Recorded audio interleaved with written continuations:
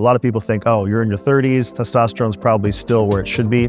Oftentimes it's not. We have guys at Game Day Men's Health in their 20s that come in. Hit the gas. Yeah, he just cut food again. Oh, really? Yeah, I'm like, fuck, dude. I'm like, I'm hungry. I'm like, I'm at like Chris food right now. I'm at like the 200 grams of rice and like fucking only 45 grams of oats. I'm like, I know what he's, you know what I mean? Like, I know what he's doing. He's just trying to pull as much as he can off. So when we do like that 6 to 8 week, we're going to do like a 6 to 8 week push before we start prep. So I get it. He wants me in a leaner state. That's just how Chris is. I know him well enough to know what he's doing. That's still more rice than I'm getting. Really? Yeah, I'm like 160 grams right now. Shoot. Oh my gosh. Oh, I'm hungry. Yeah, I bet you are. Hungry. My coach just made a few other changes too with supplements, and I've gained like 7 pounds. And I'm getting just leaner every week too. So I'm pretty happy about it, to be completely honest. Oh shit! Look at this guy's early. This is breaking early for big bro. Not on Luke time here. He's on time. I heard you actually fuck with the cereal milk. I do. Really? It's good. But no, it's weird though. It's actually weird as fuck. And I had somebody else try it too, so it wasn't just me.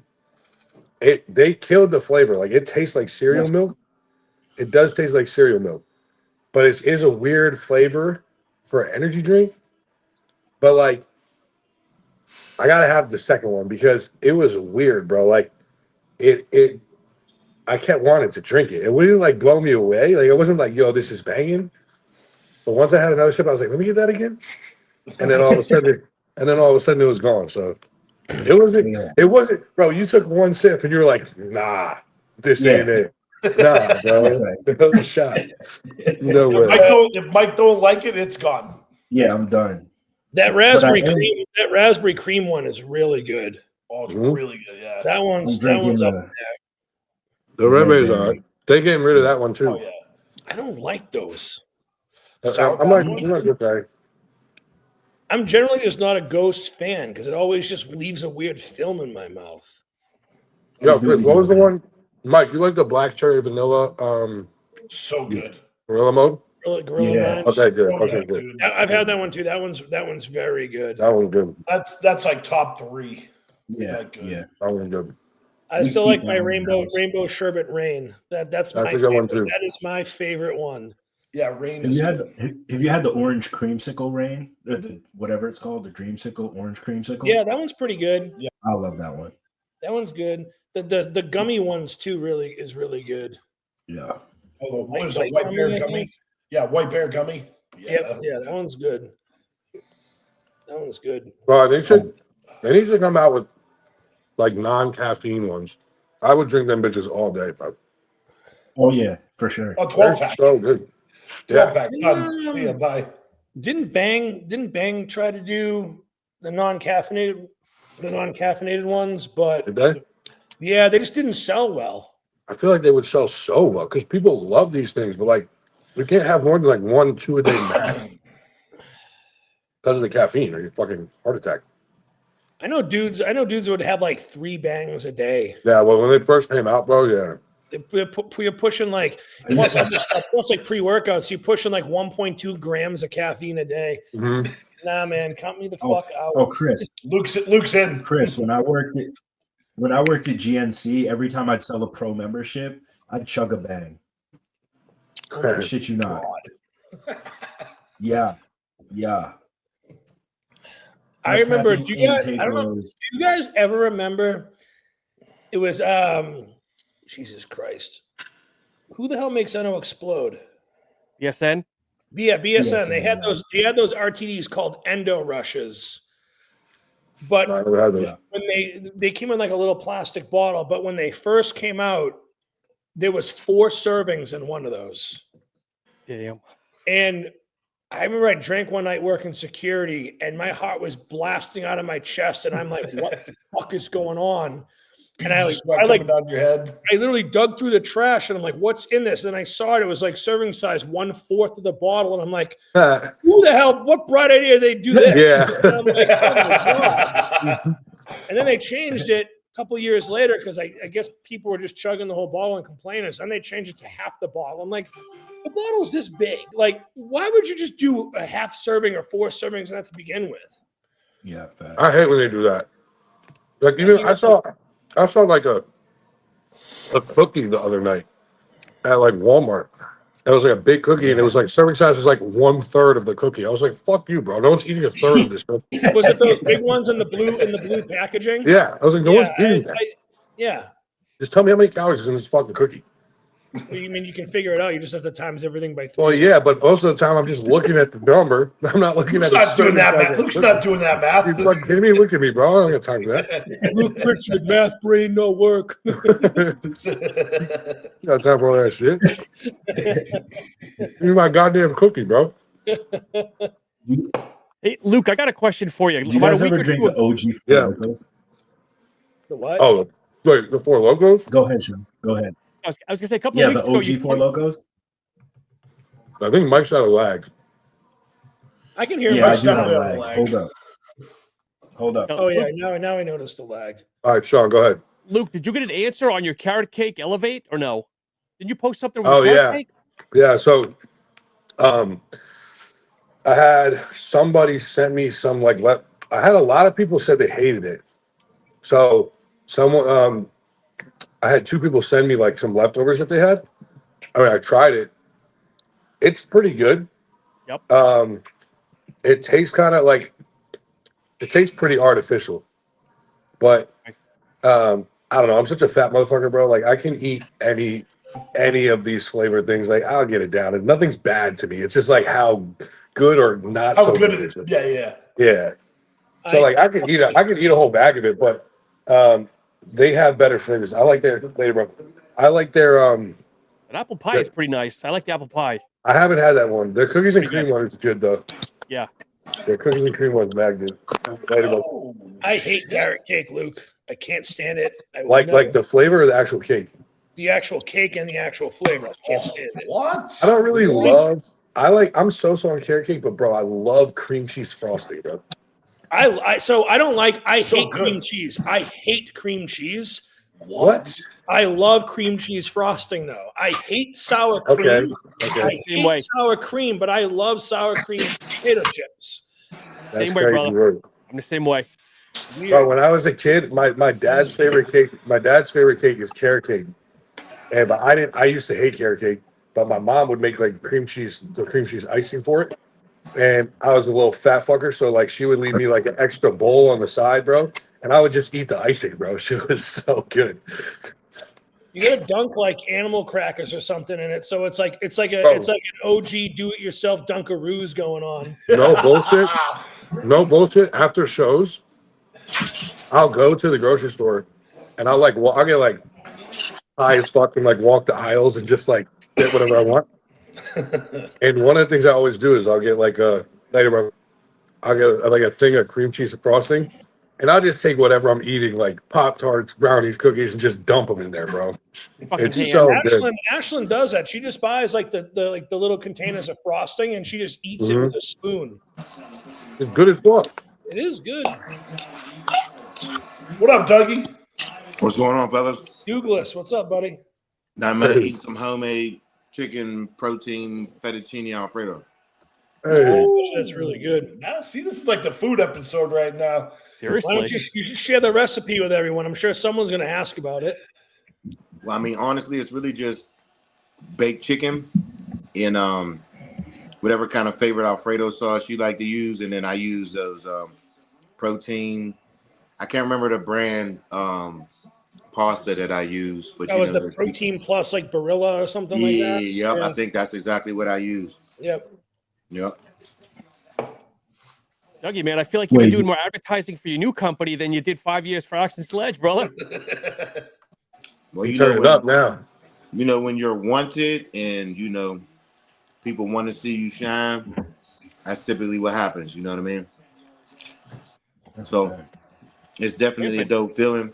You know, I have a few things coming out soon with them. So We got Hampton Ranson on the phone on the yeah, and Ranson looks like he is full-fledged prep mode, skull face and effect, brother.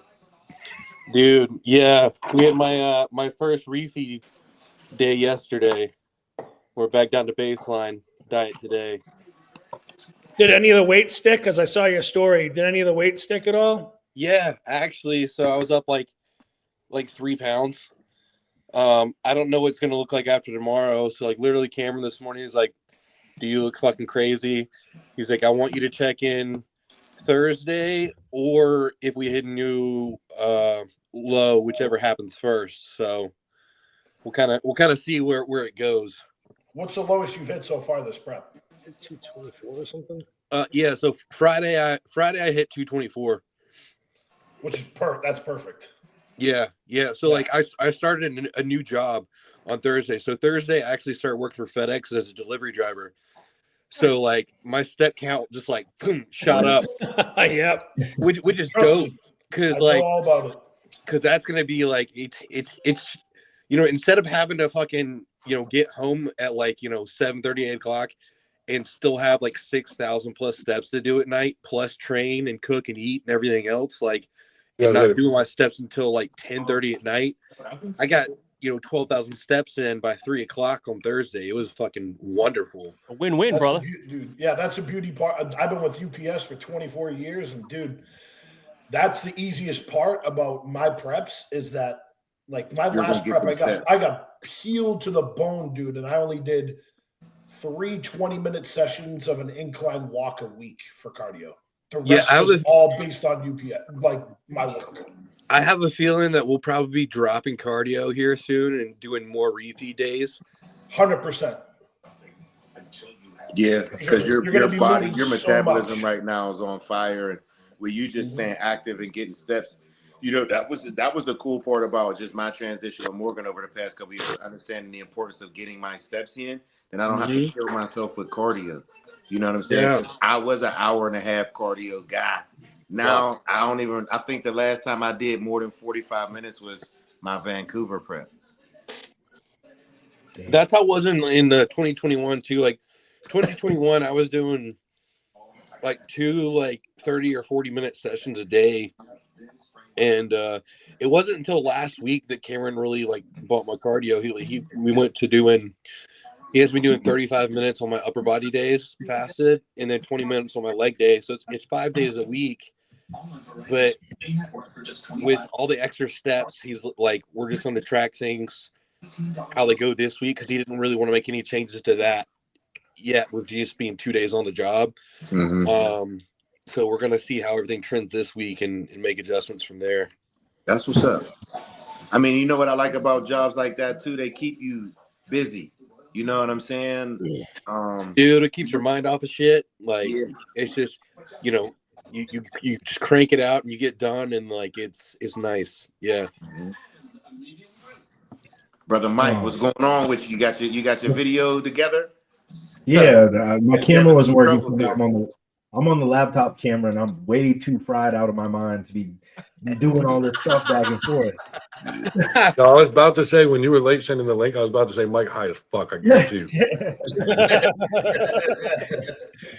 Sat on the couch, realized what time it was. Oh, yeah. Fuck. Oh, shit. Man. I gotta go. I gotta get right. I know in the group chat we were talking about community gyms we've been at. What are some of the most memorable characters that we've had at our gyms? Because I know I've had a lot of people. Go ahead, Luke. Go ahead. You're fucking gonna start. Chris, you want to go first? Or you want me to go first? I have a lot. I'll let Luke. You go one, and then I'll do one. It's like opening up Christmas gifts together. We'll do. I'm gonna shout out my brother and my boy Jonathan on this one, because they used to be with me all the time around these dudes. There were these 2 different guys that used to go to my gym, and I'm sure, Chris, you're talking the same way. You gave them these nicknames. I don't know how he gave them these nicknames, but there was this fucking this Native American looking dude, right? With like a big long ponytail type shit. And he used to, okay, I don't know for this for a fact, but he used to wear these like big, like these big, like tan, like cloak type clothes, right? And I swear, bro, this motherfucker was stuffing pillows in his clothes. He was so puffy, bro. Like it wasn't muscle, bro. It was like it looked, and he used to adjust them. Like he used to adjust his shit, like so his chest was like out to here, and his back would go like all the way back, and like his arms, it was like pillows though. Like it wasn't like it just looked retarded. It was this big dude in like a cloak with his long Native American ass ponytail with pillows under his shirts. And he used to do the craziest workouts, bro, like the craziest shit. And me and my brothers just named him Chief Wampanoag, bro. I don't know why, but every time like he would pop up in the gym, we'd be like, yo, he'd be like, yo, there go Chief, bro. It's Chief Wampanoag, bro. And he would just walk through with his pillows and his shirts.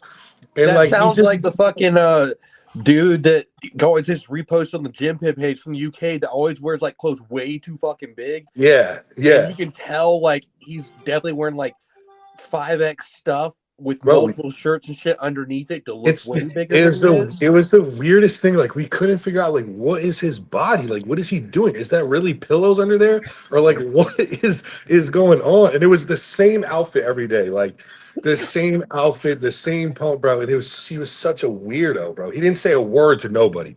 He didn't speak. He was a fucking mute. And it was just like Chief Wampanoag would show up, throw some weight around, and then hit the fucking streets, bro. That was one of them. Chief Wampanoag. Yeah, bro.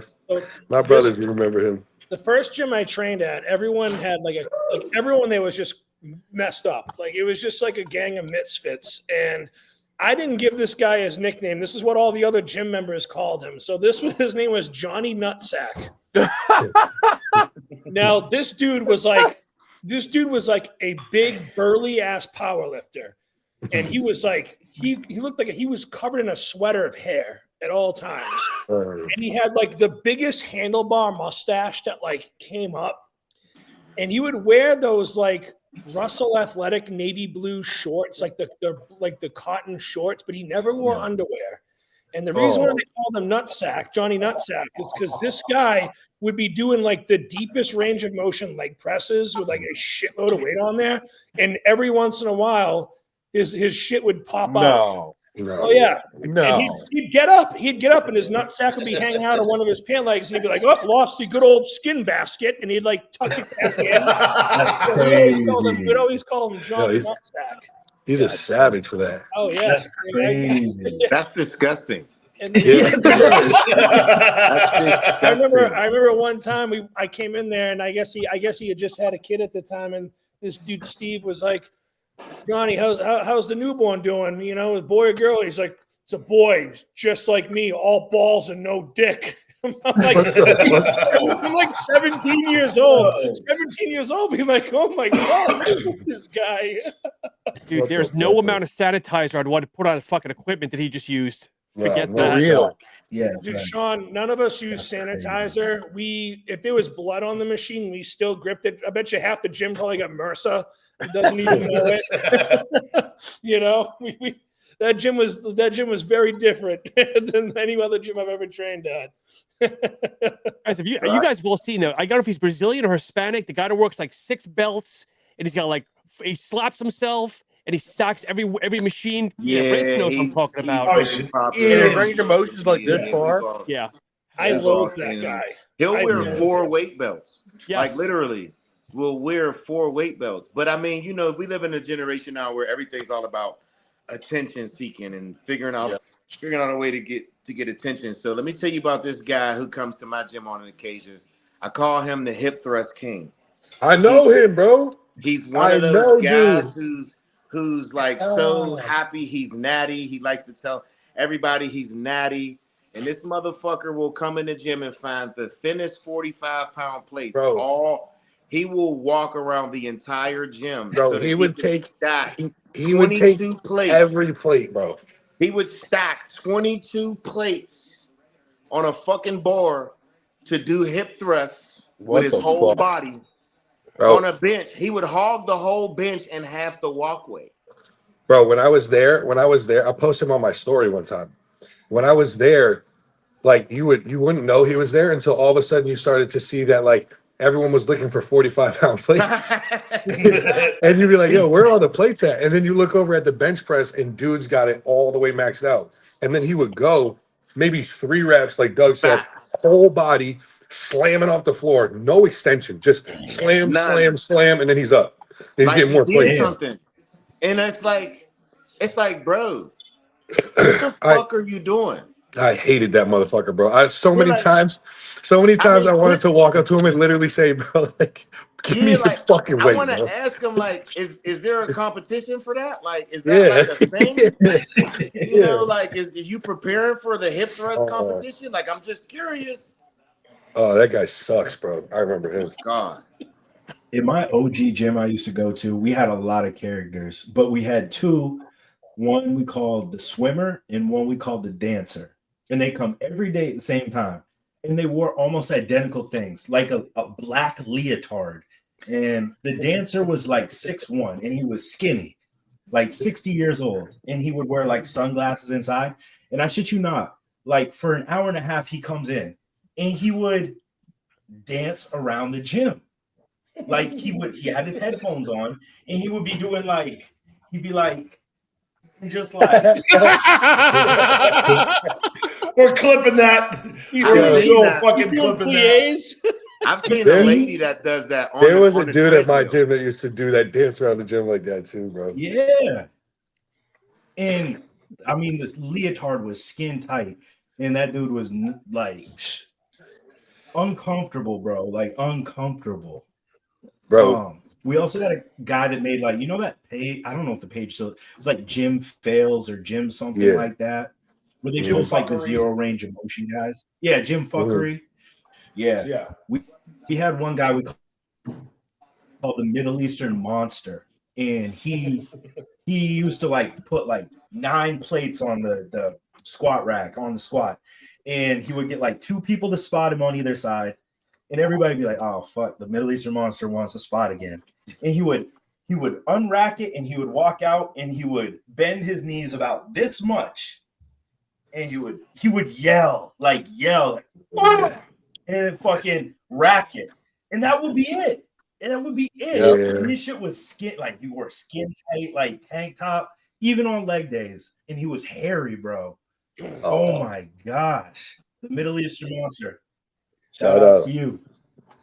Bro, we had a guy, bro. This dude was funny as hell, bro. We called him the garbage man, right?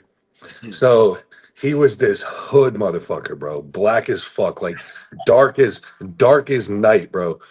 And he used to show up in like, he was like an ex-con, bro, some shit. And he used to show up in these like big sweatsuits. And he had the lifting gloves and he had a do-rag on. Nobody would ever see him walk in the gym. We used to think he like lived in like the ceiling vents and shit. Nobody would he was ever. Like Grub Man from the 5th floor. Yeah, exactly, bro. Nobody would ever see him walk in the gym, but you would know he was there because dude smelled so bad, bro. Like straight up, like Haiti, bro. Like straight up, like horrible, right? And he would have these smells. He would have these two like 1.5 liter like clear drinks, and one was red and one was purple, and nobody knew what they were, but he always had them, right? And he hated white people, bro. He hated white people.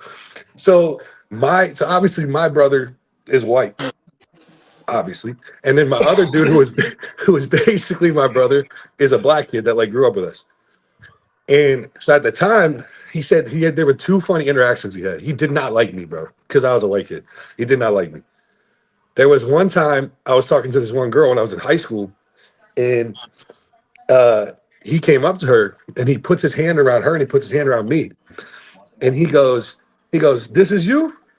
And she was like, "Yeah." He goes, "This," I can't say that word. He goes, "This gay." She was like, why are you messing with this dude? He's like, this is gay. I was like, okay. I was like, all right. And then I didn't know what to say to dude because like he'll probably fucking shank me if I said the wrong thing. I was like 15 years old. And then a couple weeks later, he goes up to my other brother, who's like the black kid that grew up with us.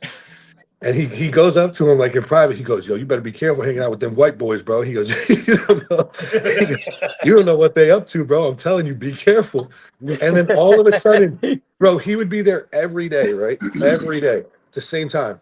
And then all of a sudden, nobody saw him again.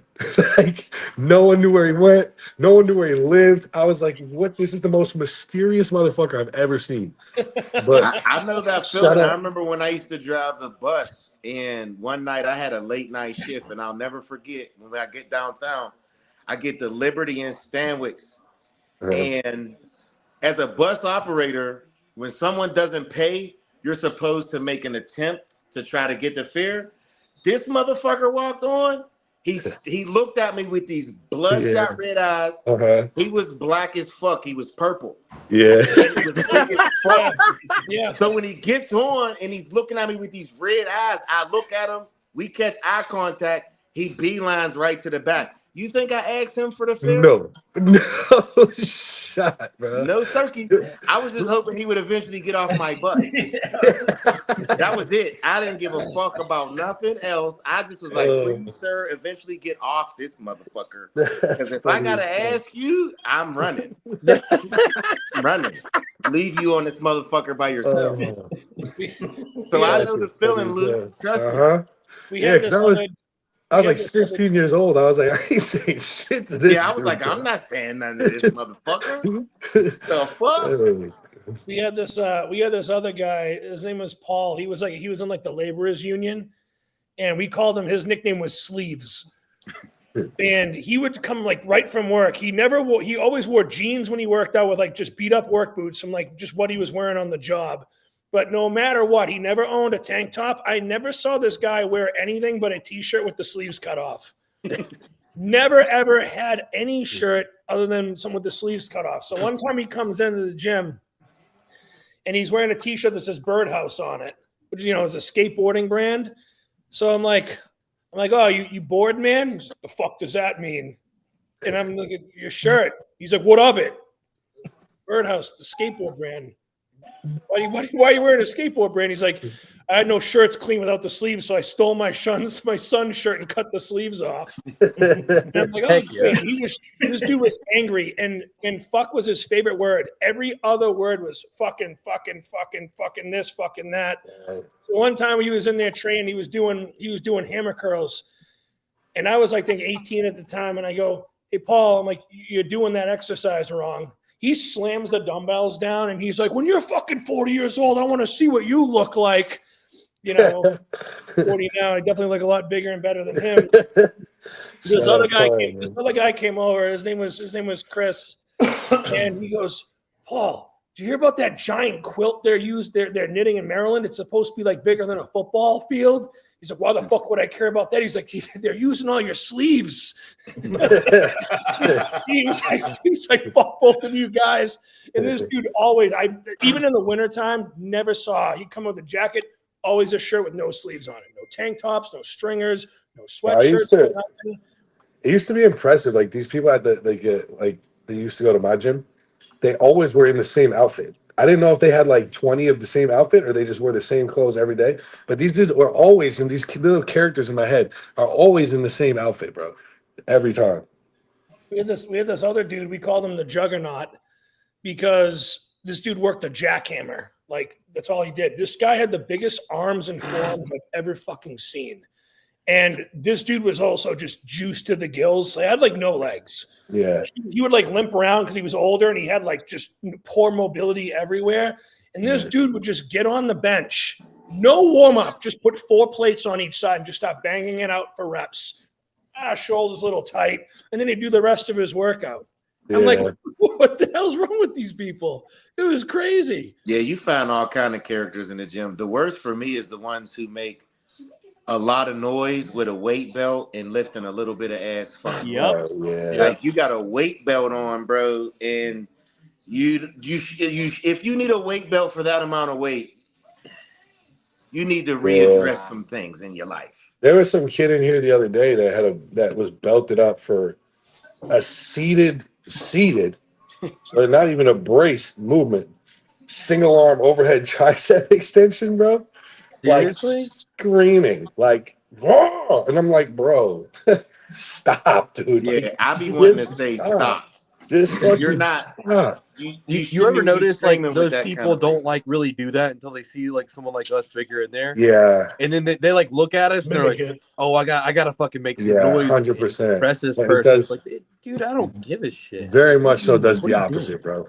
I've had a dude challenge me one time. He saw me hack squatting 4 plates. True story. My cousin was even with me because I even be telling him, people be trying to compete when you make shit look easy. Yeah. But long story short, that motherfucker came over talking, trying to small talk. I bet I could do that. I'm like, I never asked if you could or you couldn't, but if you want to try, go ahead. You know what I'm saying? Like, go ahead. This motherfucker got buried. We had to help this motherfucker get out of the damn hack squat. And I'm like, bro, what the hell's wrong with you? I'm thinking you can really lift the shit. You embarrassing yourself. Motherfucker just walked away. Just walked away in embarrassment. Now, the worst is like at those commercial gyms that like a lot of us probably started at, especially when you're younger, bro. If you put anything more than 2 plates on a bar, you got dudes like sizing you up, like trying to see what you can do with it. Like the fucking ego It still happens. It's still fucking it does. So there's always a guy that comes in shadow boxes next to you. Oh yeah. Well, I bet you those muscles won't help you in a fight. Yeah, I don't care, dude. Well, actually, they do because they prevent anyone from actually wanting to fucking fight me. Yeah. That's a fact. That's literally facts. That's a fact. They gonna I've put had somebody dudes else. flat out tell me, I wouldn't fight you. I'm gonna shoot you. And I say, you don't gotta shoot me either. That's exactly what people say too. Is like, I wouldn't fight your ass. I would just shoot you. I'm like, just leave me alone, bro. Yeah, like I mean, you don't have a reason to do either. It's funny because as a big dude, you get one of two like reactions. It's either like they suck your fucking meat because they want to be your best friend, or they hate you. Like they're like, oh, you think you're big? Watch this. Like fucking, you know what I mean? Like I had a dude at a bar literally say to me one time, good thing I was with my cousin because it was gonna escalate. But I'm sitting at the bar just drinking, and this dude's just staring at me. So I'm like, what's up? He was like, muscles don't stop bullets. I swear to God. I've had that exactly why. I looked at him and I'm like, bro, you think they stopped making guns when they made yours? I said, but the difference is you got to make it to the car. And that was when my cousin saw us going at it and came over and squashed it. Because I'm like, oh, you're not making it to the car, bro. I promise you. Not gonna make it fucking around with me. I'm gonna trick you. Straight up. But I just be like, why do you be so intimidated by my muscles? I'm here just chilling like you. Well, that's the problem. Like if you go out and you don't none of us don't fucking rarely ever drink either. So it's like if we happen to go out to even you guys went out to the cigar bar or anything like that, people fucking square you up right away. And it's like, especially if they got alcohol in the system, forget it, dude. Yeah, everybody gets. I can fucking take you. Everybody gets beer tough, bro. Yeah, everybody gets beer tough. Yeah. One of the nights when I was working security one time, we had to throw this guy out because this dude goes up to the band and goes to lead sing, goes, what kind of car do you drive? And the guy's like, why? He's like, because I can go outside and fuck it up. And the guy's like, so we end up throwing this guy out. I end up chucking him down the fucking handicap ramp. And the owner came out with me and he's like, yeah, get the hell out of here. And he's like, you don't even understand. He's like, I know state troopers. And the owner's like, call the fucking FBI. I see if I care. Well, the guy goes, no, I'm just going to shoot all you guys. I'm going to shoot this fucking place up right now. And for some reason, my gut was like, I looked at the owner, Steve, and I go, Steve, I got a really bad feeling about this. He's like, no, he's fine. I'm like, no, Steve, I have a bad feeling about this. I go, call the cops. And I sprinted out after this guy. And I fucking tackled him down. And I started holding him down. Like, you're going to fucking shoot us? Huh? I go, the cops are being called right now. And I literally held this dude. They ended up searching this dude's car. He had Florida plates on it. They found 2 handguns and an AK in his trunk that were not registered in Massachusetts. So Steve was some people crazy like that, man. Gut feeling. So I'm like, that's yeah, why, that guy got status arrested. Like that guy was just taken away. and scared people shoot. Where I come from, that's what we always say, that scared people shoot. So that's why for me, I always try to avoid confrontations, and I have to remind myself sometimes, because there's a couple of times I could have been shot and I wouldn't even have been able to say nothing. Because if a motherfucker got out his car, like if you like Luke, if me and you driving and you road racing, if you get the fuck out your car, you getting shot. Yeah. Ain't nobody fucking trying to fight your big ass. You get out of the motherfucking car. And I be having to remind myself of that. You know what I'm saying? Yeah. Like I can't react all the time and want to beat somebody up, because somebody's gonna be like, "Oh, I'm not fighting you. I'm gonna shoot you." So I got a question for the group here. How fucking high is Mike right now? Holy fuck! No. Higher than giraffe pussy. That's how high he is. He is fucking done. Of course, he waits till all 7 of us are on to get fucking high as a kite. Y'all want to hear the crazy ass question I got? What? I know personally when I'm in the bathroom, a public bathroom. Hey, Mike, open your eyes first. This is it, bro. This is as good as it gets. Mike's like, when I'm using a public bathroom, I like to use a handicap stall. I always do. My business. Yeah. Yo, I watched this video, and this guy was using the handicap stall, and somebody came in, and then he flipped his phone around because he's like taking a selfie video, and he points it underneath, and it's a dude in a wheelchair tapping his feet on the floor because he has to go to the bathroom so bad, and somebody's in the handicap stall. Bro, if that was me and I had to come out of that stall and walk in front of homie because he's handicapped, I just don't think I would leave the stall. I would wait for him to go to a different bathroom before I left. I would try to climb over and get the fuck out some other way. I mean, looks like going underneath the stall. Yeah. Or I would just feel bad, but I'm too damn big to get in them little ass stalls. Yeah, bro. I can't. I feel claustrophobic. You know what I'm saying? Like my knees are smashed in, and I can't. Especially like bathrooms in the fucking airport. Yeah. Oh yeah, dude. No, I always use the worst bathroom. Except for Denver. Denver has the biggest bathroom stalls I've ever been in. Yeah, Denver's a fucking airport's big as fuck. Yeah. Do y'all shit in airport bathrooms? Yes, I shit anywhere. I will shit in any bathroom. It doesn't matter. I can't hold it. I can't hold it. If I gotta shit, I'm gonna shit. Listen, and Ranson's gonna fucking vouch for this because he just started at FedEx, bro. If you're out in the middle of fucking nowhere and you're delivering and you got to shit, bro, I can't tell you how many times I've ran out in the fucking woods, dropped my pants, and taken a fucking dump in the woods. Yeah, how's it going, all right? I'm fucking wiping my ass with fucking D notes. 8 o'clock. There we go. This is what it is, bro. You gotta shit. You gotta shit. Porta potties. I don't know how people hold their shit. Porta potties I have become no your best clue. friend. It boggles my mind how somebody can have to shit and then hold it. I need to know where a bathroom is. I'll lace the toilet up, even if it look like it's bad. I'm putting my ass on that seat. And if I have to eat a meal and I have to shit first, I will not eat until I shit either. I Bingo. Yes, I'm the same way, dude. Yeah. Y'all think about how many ass walking around. I'm like, it's better starting to crown. Let's go. Mine is. I'm a little more selective than that. I'll shit. I'm gonna find somewhere to shit when I gotta shit. But like, if that toilet looking fucking used up, bro. Y'all clearly have not done any kind of manual labor. No. Hold on. I'm putting something down. Like, I'm just putting something down. I've had to go in so many like ridiculous, gross porta johns on job sites that like it doesn't fucking bother me anywhere. Yeah, well, see, I have not done that. So for me, I'm gonna put the toilet paper down first, so at least I know I'm not catching something. Fucking time to do that. I know. Mike, bro, you would literally time out here because you're telling me you wouldn't put your ass cheeks on an airport fucking like toilet seat or anything like that. But that's a lot of ass cheeks. If it looks clean, do you put your ass cheeks on the sauna bench? Time out. No. No. Time out. Hold on. Because if you put your ass on a sauna bench and not a toilet seat. This is right. Hey, this is right here, Dougie. Ready? Do you eat ass? Yeah, on your girl. Yeah. Singular ass, bro. No, Okay. no, no, no, Yeah, no. that we're all right. Oh, here we go. Absolutely. No, no, no. Oh, fucking You can't gay. win yourself out of This this. is where the shit. podcast gets good.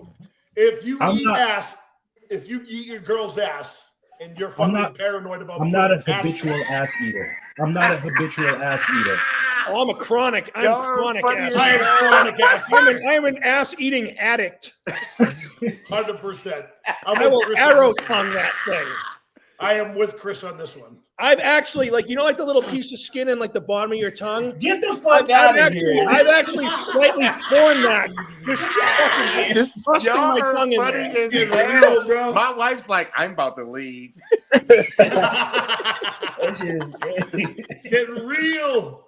It's getting real. No, but Chris that's is like, real, I will though. injure my tongue. As Fucking long as tongue it don't punching that stink, shit. you Don't know what I'm care. saying? Oh, If you yeah. put your face down It's there, going I hard don't on want that to see orifice. boo-boo It's crumbs, going and in. I don't want to smell nothing. I shouldn't smell nothing. Nah, bro. The worst when you sit down in that bitch warm, bro. That's what I'm Oh saying. my God, that's horrible. That's the worst, That is bro. bad. That is bad. Y'all You know are somebody's hilarious. You know somebody's gonna ask, "What's our fresh- percentage?" Or Luke, or Yeah. this is even worse. Someone is gonna ask. All the stalls are fucking taken. You're waiting on one, and then you got the fucking smelliest, fattest fucking person that comes out. Oh, I try to shit immediately You're so like, I can get rid of that smell. I'm the worst. I'm squatting if I have to. yeah, Then. you're fucking. I've done you're that. hovering I've done that many shit. times. Yep. If you Yeah, gotta no hover, way. you gotta hover. It is. Oh yeah, hard. I've done that. I'll hover. Oh, I definitely hovered. I've done the hover before. So Oh, yeah. I got a true story, real story. So I used to always wonder how people shitted on toilet seats. It never made sense to me how you get shit on a toilet seat. But I'm gonna tell you how I did it one day. I've seen it way worse, Doug. Explain to you what happened. So when I used to drive the bus for Port Authority, my goofy ass eats KFC before my trip. So on this particular trip, it takes me an hour and a half to get into town and out. So I eat the KFC. By the time I get to town, my stomach's bubbling. I mean, bad. It's bubbling so bad. On my way back, I'm sitting sideways in a bus trying to drive this motherfucking thing.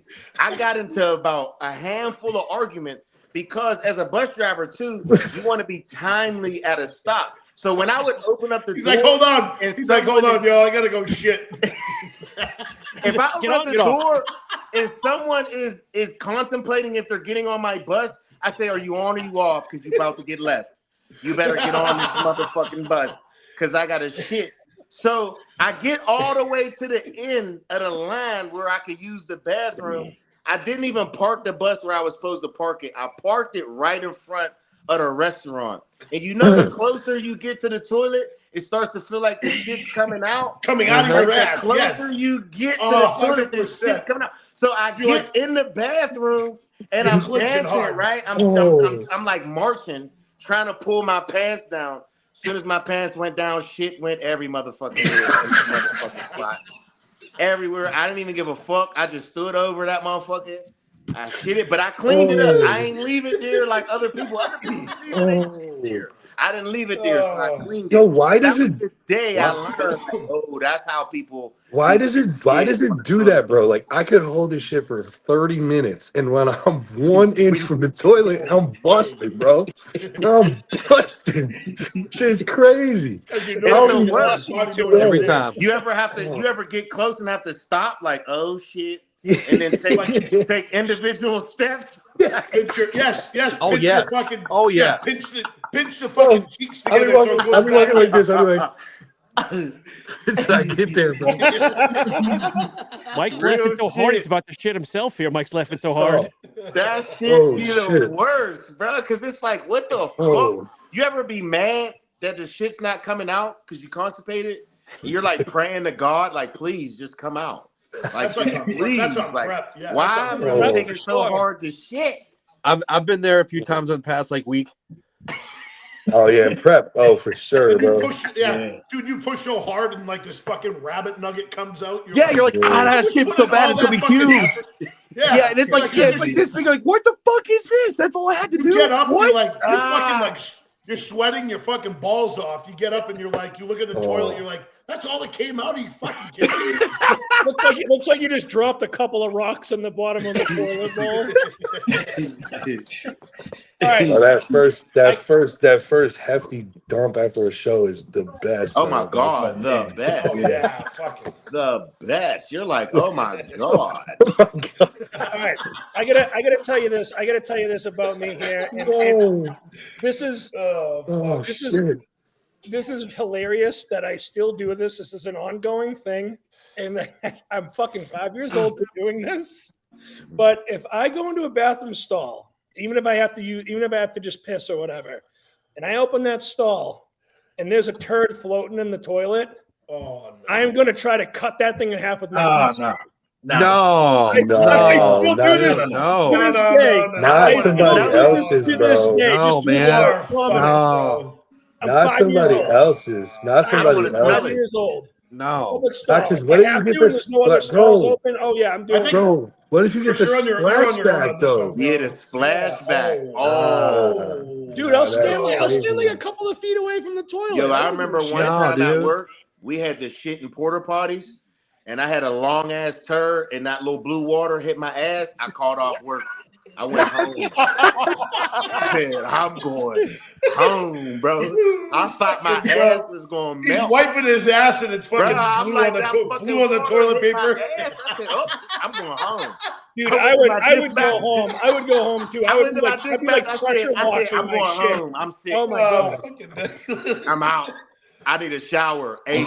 Oh my God. Oh shit. Mike, you're gonna go to YouTube tomorrow. You get about 300 followers less. Yeah, thanks. It's either gonna go in one direction, bro. Y'all are funny as hell. Oh, So how about the Japan bodybuilding show, huh? I still ain't get paid. I haven't seen any pictures. You still have it? Nope. From what I hear, it's like half and half. Like half the competitors have them, half. Nope. Still ain't get paid. It is. You call up Jake Wood, like, hey, motherfucker. And I've reached out to everybody there is to reach out. I'm not getting. I wouldn't even blame. It's not Jake Wood. Jake Wood stepped up to try and pay people. It's the fucking promoter. Like, yeah. No, but I mean, I wasn't there sent in my another show? W-9 to Jake Wood. I did all that stuff he said to do. I just still haven't gotten anything. Wasn't there another show in About Japan? the show that's going on. Yeah, this there's a week. show this weekend, ain't it? The that's what I Japan meant. Pro. Yeah. Is it today though? So no, Sean was there, Wait a Stu minute. was there, and a couple others. you already paid the censor. Yeah, it hadn't happened yet. Oh no, okay. Well, Sam, like, I haven't seen any pictures. No, not yet. No, I think like crazy. maybe it's tomorrow or something. Yo, Mike, look who it is, bro. It might be. Who are these guys? What's going on, What dude? up, fellas? Hey, when is Luke winning the Olympia? Bro, years, bro, if that. Once he can beat me. Yeah, no. Damn. Yeah, bro. Couple Can't shows, come dude. soon enough. Yeah, he can sure. Sure. You guys see this shit? All right, later, boys. Sean What is that, Ray him just coach? posted. Coach Nick No, Walker what'd he say? He should shut it down. Nick Walker. Man, is life. I'm bro, sick and tired of Sean Ray. Did any of you see the fucking clip that he came out with earlier? He doesn't even know fucking who Mark Hector is? You didn't even know who Mark Hector was. Wait, Yeah. Sean Ray doesn't know who Mark Hector is? That's what he He said. goes, No, who's bro. that? Bro, a lot of these old And then heads, Joe- a lot of Jimmy's these, like, I don't Dude, know. Mark Hector looks insane. nah, Yeah. a lot of these old heads don't know anybody, bro. I'm not even gonna lie. They're so out of touch. Also, somebody like Sean Ray, to me, he isn't really a fan of the sport. He's an antagonist of the sport. I don't like his, All he does is try and stir shit. Yeah, I don't like how, like, I get it. He feels like his era of bodybuilding is the greatest. Cool. Like, I have no quarrels with that. You should feel like that. But at the same time, don't shit on the current stage of bodybuilding because you don't like it and you feel like it isn't what you want it to be, and you feel like certain bodybuilders should retire and shut it down and all And that that's why Jay is the gold standard, bro, because he's so good at acknowledging that, like, hey man, I competed with Ronnie, bro. Like, our shit was crazy, but at the same time, like, these guys are elite, man. Like, what we got going on now is special too. So you could like gas your own era up and feel good about all that and still give flowers to the people competing now. It's not a competition, bro. Exactly. All do the same shit. Exactly. And we all know it was much more difficult back then because there wasn't a bunch of categories. You was either a bodybuilder or you wasn't. You know what I'm saying? Like we get all of that. But now we're in an era where bodybuilding wanted to expand and grow, and this is where we at. We can't help what the fuck is going on. But you could also even sit there and argue flip side of that coin just to play devil's advocate. Bodybuilding's more popular now, arguably, than it's ever been. So you've got more people, you know, more eyes on competing in general. Like a lot of kids now join a gym and they want to compete pretty early on. Before it was like you might have like a couple bodybuilders in your state, bro. Yeah, you know what I'm saying? And now like kids I know when I started in 2015, as far as Pittsburgh goes, you either knew Seth Feroci or Eric Timbers or or Art. There was not a lot of pros. There's the same type of shit in Connecticut too. And like and so like nowadays, so like look, the cream always gonna rise to the top, right? Like that's just how it goes, man. Like it definitely was harder to get a pro card and all these kinds of things and yada yada yada, and there were less divisions and less shows and only open bodybuilding. But you take the top 10 back then, you take the top 10 back now, or top 10 today. Flip a coin. Yeah, flip a coin. I mean, because if the other thing too is like there's so many more competitors now in the sport. So there's so many more now than there were in the 90s. Yeah. If you just look at like law of averages, there's going to be a lot of people that are competing that may not have like the crazy genetics or structure or conditioning like the guys in the 90s did, just because there was far few of them. Like you had to be really good to compete in the 90s. Now there's more shows, there's more pro shows, more amateur shows, there's more divisions. So you're going to have a whole influx of people competing now, whereas back then you didn't. And you're only going to have so many of those like crazy, ridiculous physiques out of all those people. Yeah, I even go as the thing that's really changed now is that there's just more people competing. So there's going to be like the talent is still really good, but there's still going to be some talent that is maybe subpar to what these guys are thinking was in their age of competitions. And the other thing too, I'd even go as far as saying like, as far as the open goes, there's less open pro shows now than there was way back then. Like there's more classic and more men's physique shows. Yeah. I mean. I said that. Shows. I mean, I've been like looking, obviously, like trying to kind of start to like softly game plan when I'm going to debut, and like I sent all the shows over that I could think of in North America, at least for open bodybuilding, and it's a short list, bro. Yeah, we did in the group chat. We were looking. Yeah, that's what I'm saying. Because you got to travel as a pro too. Because you got rid of unless you're a marquee name, you go ahead and do a top tier show. Yeah, you got to earn your stripes. But like they got rid of Indy, they got rid of Chicago, they got rid of Vancouver. So like I was actually talking to Antoine was here last week with Morgan McDonald, and I was talking to him, and he was telling me he's actually going to promote a pro show in Montreal in spring of 27. Which would be cool. Nice. So he was trying to tell me to do that for my debut, but I like Canada too. Yeah. I feel like Montreal would be a cool city to have a show in. Yeah, I've been to Montreal before. Montreal's a dope city. But like, I mean, bro, like if you go through the year, you've got Detroit, Pittsburgh, New York, and we'll include Canada in this. You got Toronto, you've got Texas and Tampa. That's like 7. Legion 8. Legion, yeah. Cali 9. I'm hoping that the Gold Show here in North Carolina, they add open bodybuilding because they're wanting to add another division, and they made a post about that the other day. Like, I think I saw that. Yeah. So if they add fucking open to that show, man, that'd be nice. That'd be real nice. Mm-hmm. That's just the thing, man. I be asking also, questions. Bro, they need to, because like you're seeing how like all these shows like post Olympia, right? Like, that's one of the things, like, I would love to debut next year, but I won't be able to because there's no shows in the U.S. after the Olympia, right? And so everything goes to Europe, everything goes overseas. I don't want to debut. That's too much for me to debut all the way over there, whatever. So, like, you're seeing the depth of these shows is still, like, these are still very deep shows, and you've got U.S. athletes traveling. People are going to compete.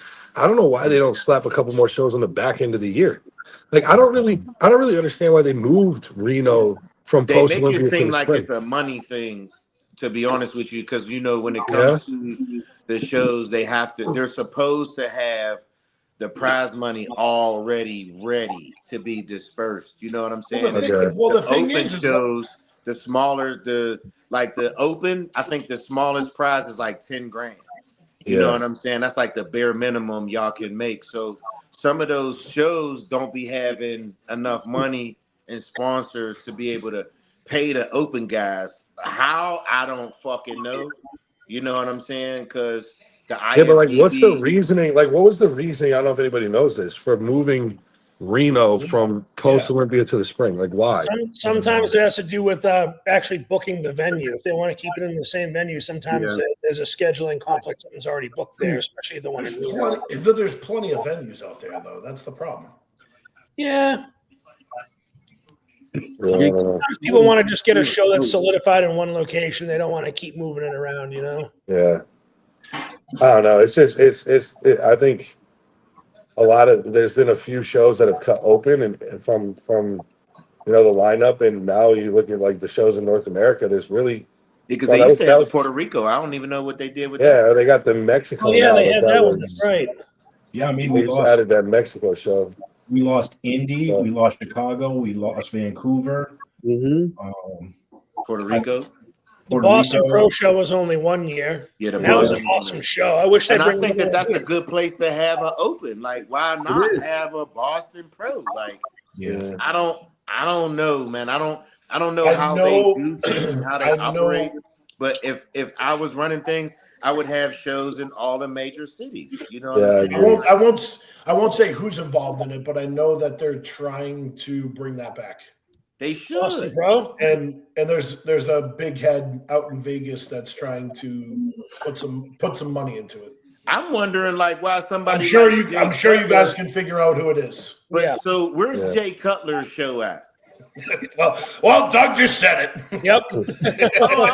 Because it don't. To me, that makes sense. Like, why would he not have a show? It's just he just doesn't want to. He doesn't want all the financial responsibility all on him. Again, because that's the feedback that I always get in regards to why they don't have more open shows and 212 at that. You know what I'm saying? Because I've been trying to get the 212 into the Pittsburgh since before they added the open. Because I'm like, you bring the open guys, why not just have a 212 show? You could get more people.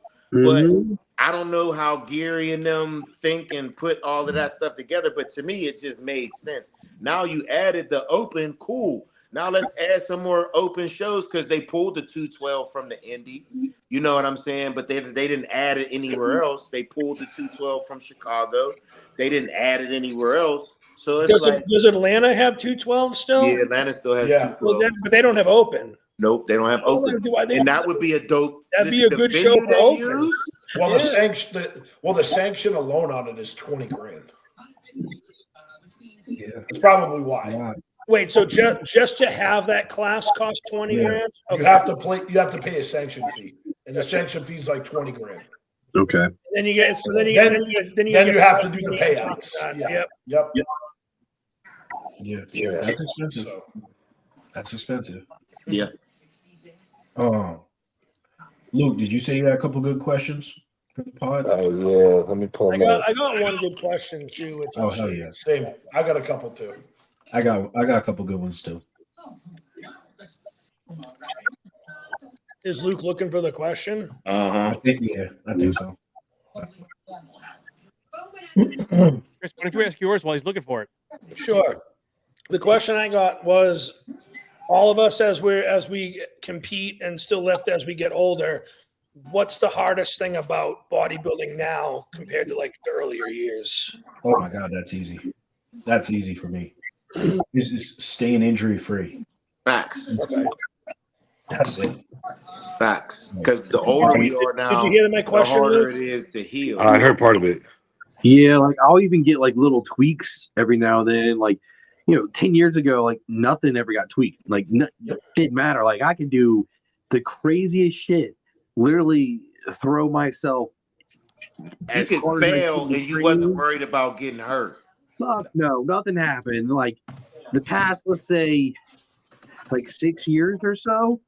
Like Oh yeah, like I've had like little pec tweak scares of like, ooh, is that actually torn? Is it not torn? Like I had one of those back in December. I did a little push pull competition December last year. Like my first bench, like with 405, just my first attempt, like it flew, but like on the way up, something popped and felt weird. I was like, oh, is that this little tweak or did something tear? And I went to do a push up and couldn't do a push up. I was like, yeah. I'm going to ignore it and see if it goes away in a couple days. And it did, but I know. What about metabolism too, though? You guys talk about injury. What about metabolism too? Yeah, everything changes the older you get. You know what I mean? And it just depends on. I think my metabolism just keeps like improving a little bit more. Honestly, I don't think it's really slowed down that much. They've done studies that show like your metabolism and doesn't actually really slow down if you take care of it until like in your 60s. Yeah, I've read that. And I was going to say too, like even my metabolism now is moving.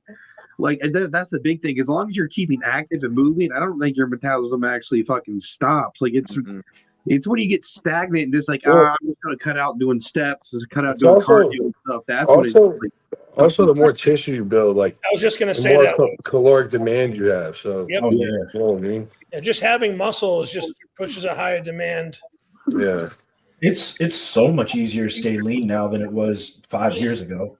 Oh, really, bro? Yeah, just because you also have more muscle too. So you know it's a little bit more difficult to put on. And when you're older, you're more knowledgeable at doing goofy shit in the gym that gets you fucking hurt. You know what I'm saying? Like there's certain shit I'm not doing anymore. I'm not. I have nothing to prove to nobody. You know what I'm saying? Like that ego lifting shit for me is over. I'll still do that. I don't care. You too. Yeah, but you're a little younger than me and you strong as fuck.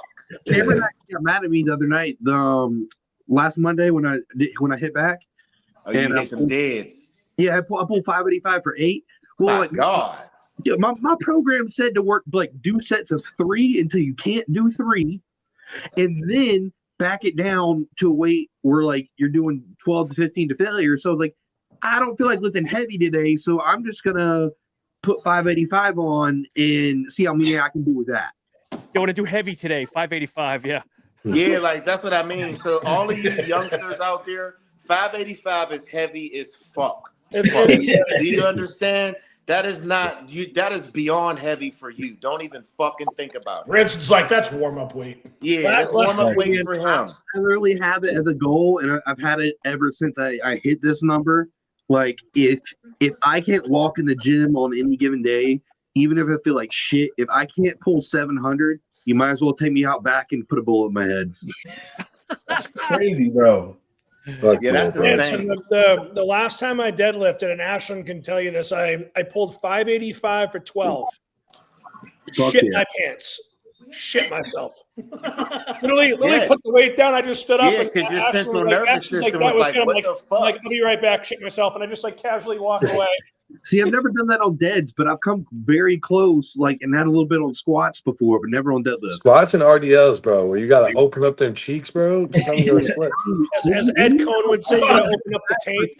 Have you ever I was doing hat. You ever let one loose and people hear it, and you try to look around? Yeah, bro. Yes. So all the time.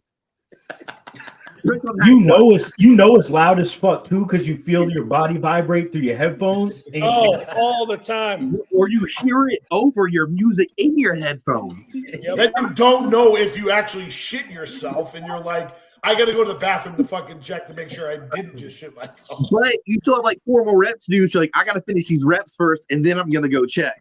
Oh yeah.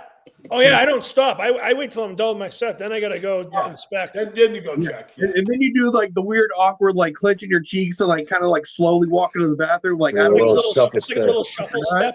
Yeah. All right, I got one here. All right.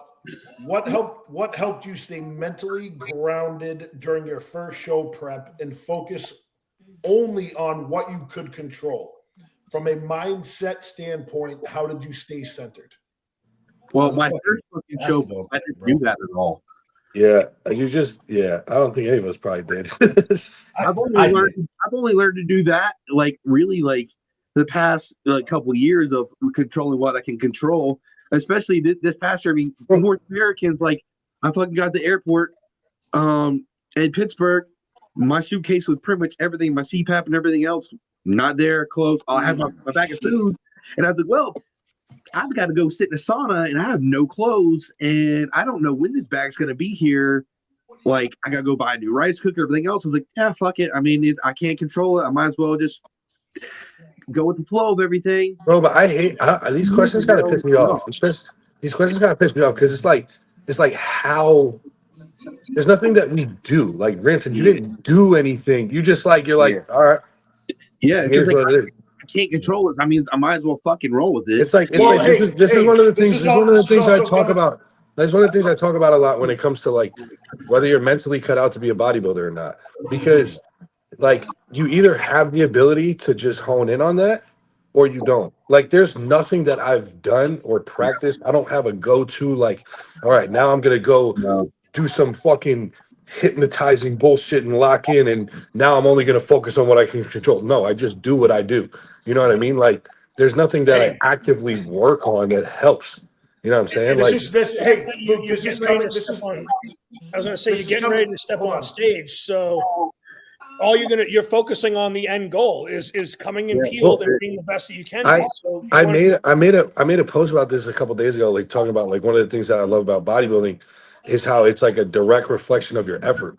And the reason why I'm comfortable enough to get on stage in a fucking man thong glazed up in front of 1,000 people butt naked is because I know that when I got on that stage, whether I look my best or not or whatever, I did everything I was told and did everything that I could. Now, if I knew that, hey, I cut a couple minutes of cardio here and there, I added an extra gram of rice here and there, I did this, I did that, and then at backstage I wasn't liking the way I looked, I'd be shitting my pants, I'd be overthinking everything.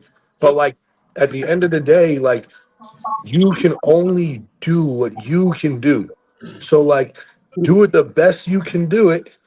And then your genetics are going to take you as far as anything past that. Yeah, and I always feel like the first show don't really count. That's to see if you like the process. Doug. Because a lot of people, I always, especially like when I get younger guys who want to enhance and want to jump on gear, I always tell them, you want to do a show first before you decide to go down that yellow brick road, because you might not even like the process. And once you cross the yellow brick road, my friend, there's no going backwards. So let me tell you about this question first. This is coming from a person that's never competed before. This is why they asked that question. So I would let me answer it this way then. Yes. Go prep and you'll know. Just do it. Just don't even think about all that. Like just try it. And if you realize that through the process, like you're not enjoying it or you can't get your head right, you're a mess, then it ain't for you. You know what I mean? Your first show is to see if you like it or not. I just had a kid do his first show yesterday, bro. And like that was exactly what we were talking about. He's like 19, 20, 21 years old, something like that. And he's actually got good structure and stuff. He just doesn't have the tissue yet. And he's always thought he wanted to be a bodybuilder. And I was like, all right, let's try it, bro. Let's see if you can handle the prep. And he handled it really well. And he did a bunch of different classes. He got first in one, second in one, fourth in the other, whatever. And now he's like fired up. He's like, all right, this is what I want to do. Like, I'm going to make this shit happen. But some people go the other way. Some people do a show and they're like, fuck that. I hate the way I feel. Damn. No, but to what he's saying though, that's always my advice to people, is your first show is something that you're experimenting with. And like Luke was saying, you might really like it, like myself. When I did my first show, I was hooked. I always wanted abs. So once I saw that I had that ability to do it on my own, I was hooked. But then again, you have some people who do it, they're happy with their results, but they're like, I'm not doing that shit again. Because it is one of the most mentally difficult things you'll ever do in your life, because everything is calculated and you're trying to get a result. So when you compete in a bodybuilding show, there is no more, I'm just going to the gym to work out. No, everything is calculated. You need an exercise program. And it's very redundant. It's over and over through repetitions. To add to that too, there and deal with the mundane process of it, or just like as hard as it can be mentally, like you can't ever possibly understand it unless you put yourself through it. Well, that's kind of ties to what I was going to say. I was going to say, to add to that, one of the hardest things about it for a first timer that people don't really talk about is how everyone else around you isn't going to understand it. So they're going to look at you like, what the fuck is wrong with you? Why aren't you this way? Why aren't you that way? Everyone. And you're going to feel like shit for a minute. And you're going to have to learn how to balance those relationships too. Some people too that I've worked with. Oh, go ahead, Rance. You go ahead, bro. I was going to say, there's been some people that I've prepped too where their friends are out drinking and partying every weekend, and they're sometimes trying to incorporate that in while they're in a prep, and it's like maybe early on you can not drink and just go out, but now you're late, now you're not getting sleep, and you're not worried about winning. The fear about so, missing out. Because if you go do a bodybuilding prep and you feel some type of way because your friends is going out and you can't, this ain't the sport for you. Because you need to be somebody who's okay with that and it not be a bad thing. Because it's not like you can't ever go back out and have fun again. But for that short period of time, you have to have the discipline to not do those things. Also, my first show, honestly, that's how you can. A lot of times, for me at least, it's how you end up telling who like some of your real true friends actually are. Like, because there's a lot of people you think like might have your back and support you and everything else.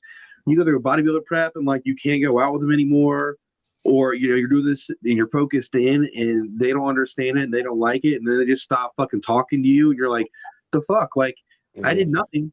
And now you're just acting like, oh, well, they completely kick you aside. They like, and they're always the same people like, oh yeah, let me know when your show is. I'm gonna come out. We never see them there. They never come out. They never do anything. And then you find out really quick who the actual friends are, the ones who will like just message you and hit you up and be like, hey, how are you doing? Like, you still doing good? Like, haven't seen you a bit. Just want to check up on you. I know you're prepping. Like, is everything good? Because even though like I have friends who've never prepped, they don't really ever plan on doing one. They respect it because they've seen the work that goes into it.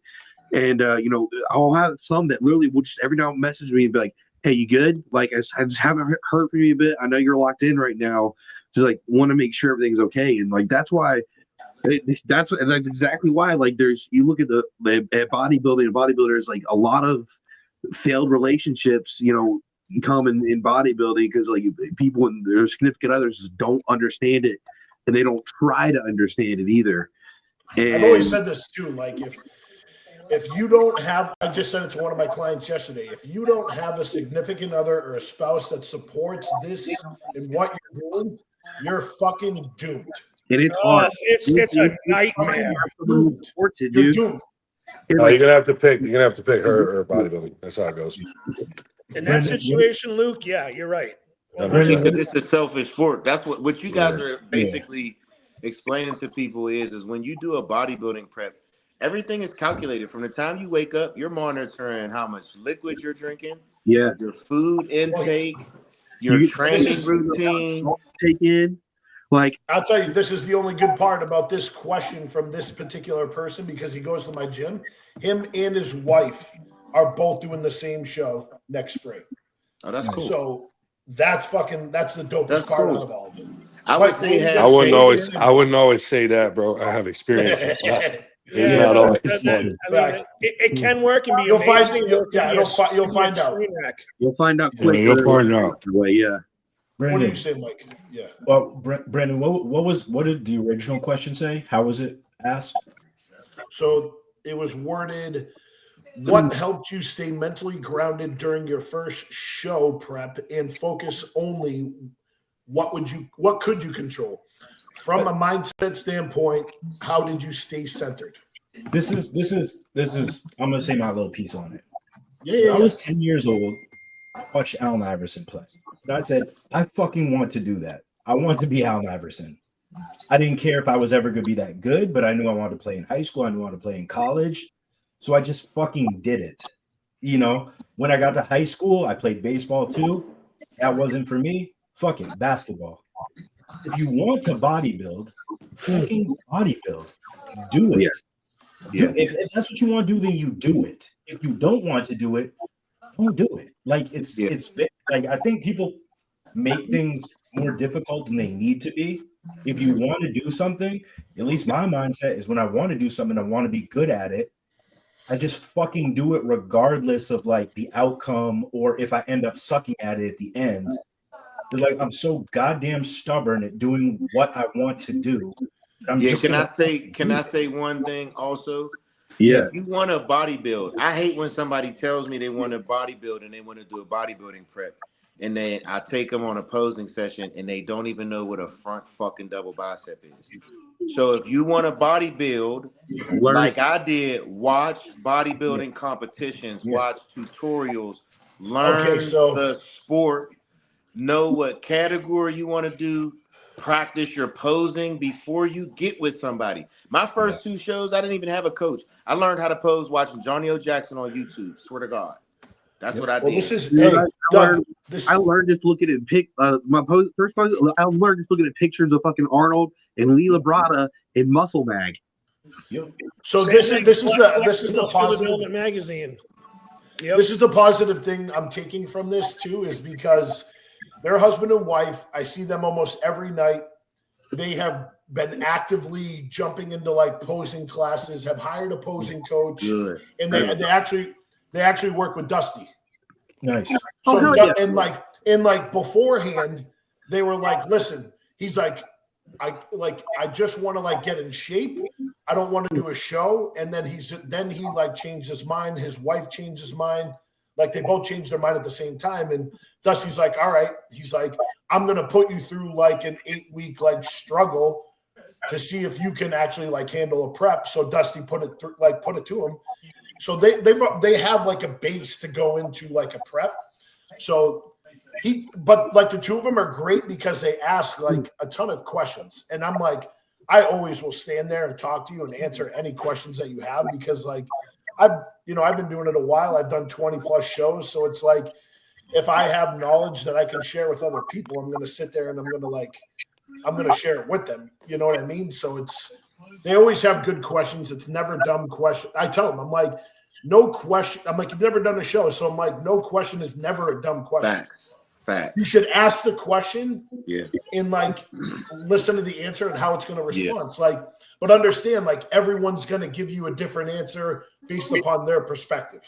For sure. Which is why if you hire a coach, only ask those questions to your coach and not everybody else. Facts. Good point. That's what I said to them too. If you listen to fucking Dusty. Listen to him. That's it. Listen to your coach. If your coach says something, like if your coach is like, hey, you're looking good, we still got 10 more pounds to pull off of you. Listen to that. Because someone else like, oh, you good, you can hop on stage right now. No. Because I can almost guarantee you, almost everyone out there who's like, okay, I think I'm ready to be on stage, you probably have at least 5 more pounds to go.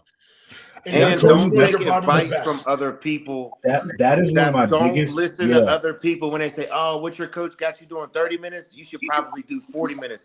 Don't fucking listen to nobody. Your coach knows your body. Your coach knows your body. The best. That's one of my biggest pet peeves is when people will shoot me a message online and they're being coached by somebody. What do you think? What do you think about this that my coach prescribed?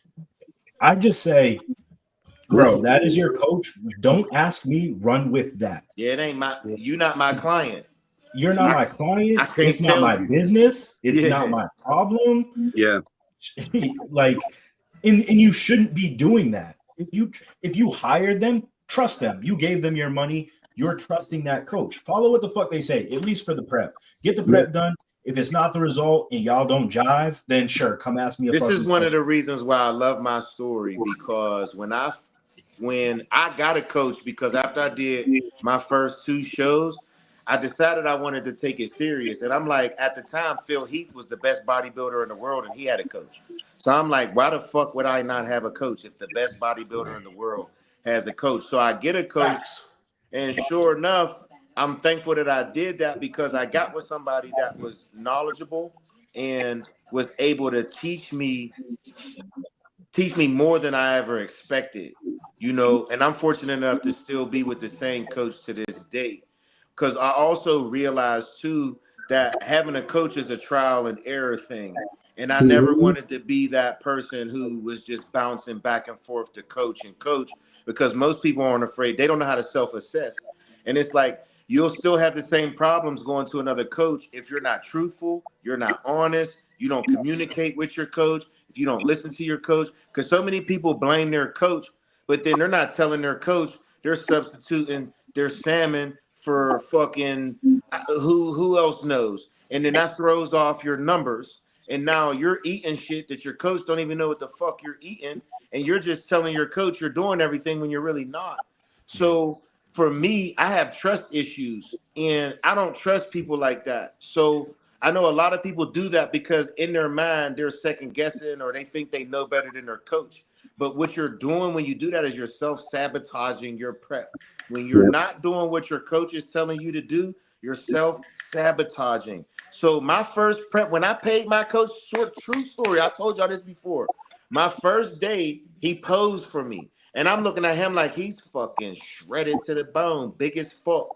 Then he has me pose and he says, I got good news and I got bad news. The first thing he says, I says, so what's the bad news? Because I always want to hear the bad news first. He said, well, the bad news is we're doing the same show.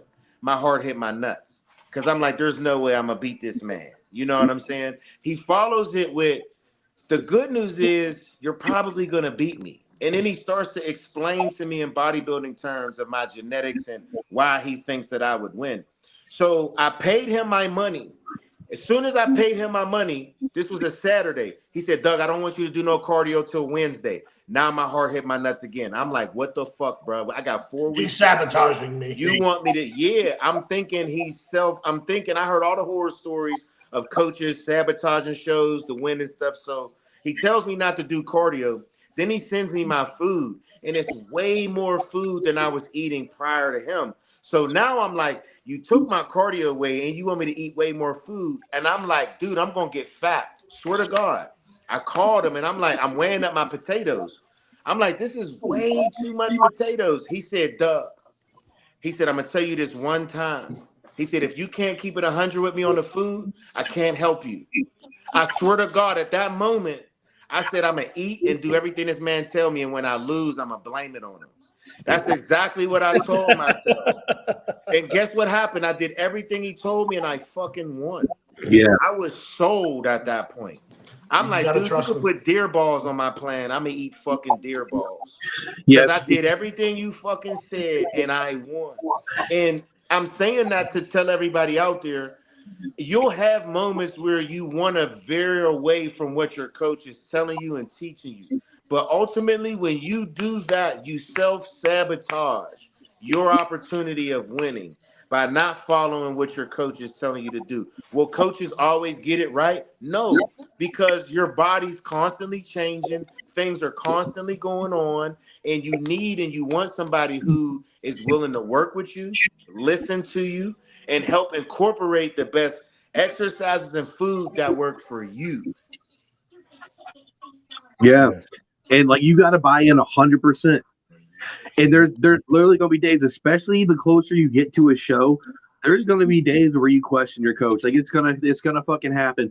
Because what people don't realize is like you'll look in the mirror one day and you're like, I look like shit today. And like, but you'll just be flat, you know, or like you don't have as much water and glycogen in you.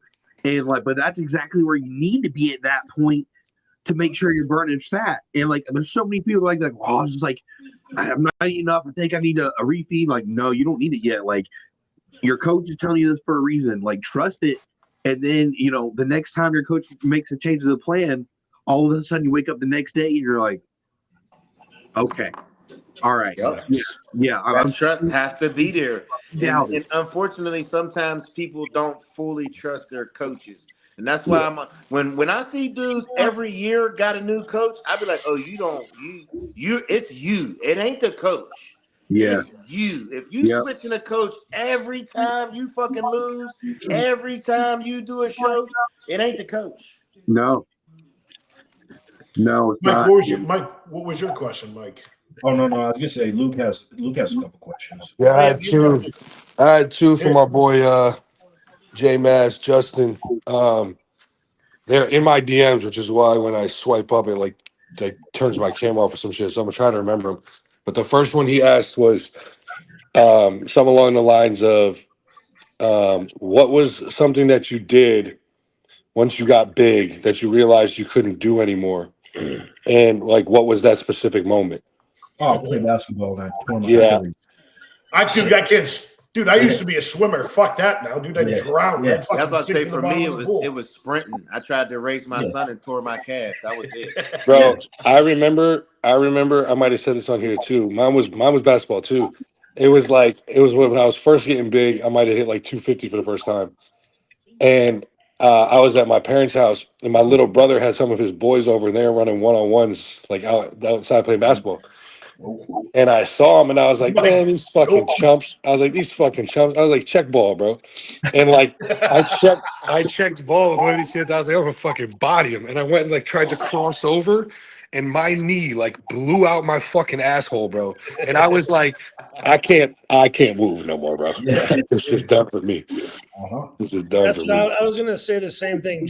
Just being athletic and having like, because I was always very agile and very fast in high school and stuff, and those like quick lateral movements. Like, not no more. Even when I'm like playing with my dog, I can't like stop and go as much as I used to. Bro, you want to know another thing that makes me feel like dumb pathetic?